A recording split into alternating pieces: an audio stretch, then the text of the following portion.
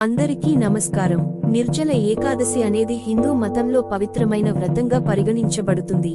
భగవంతునికి మరింత చేరువ కావడం కోసం భక్తులు నీరు కూడా తాగకుండా ఉపవాసం చేస్తారు. ఇస్కాన్ ఆలయాల్లో భక్తులు శ్రీకృష్ణుడికి విశేష పూజలు, పుష్పాలతో అలంకారం, దీపారాధన, హరే కృష్ణ మహామంత్రం జపిస్తారు. హరే కృష్ణ హరే కృష్ణ కృష్ణ కృష్ణ హరే హరే, హరే రామ హరే రామ రామ రామ హరే హరే మంత్రాలు జపించడం మరియు కీర్తనలు వంటి కార్యక్రమాలు నిర్వహిస్తారు. భగవద్గీత పఠనం, శ్లోకాలను చదవడం ద్వారా భక్తులు ఆధ్యాత్మిక శక్తిని పొందుతారు. భగవద్గీత సందేశాలను అర్థం చేసుకోవడం ద్వారా భక్తులు తమ జీవన మార్గాన్ని సరిచేసుకుంటారు.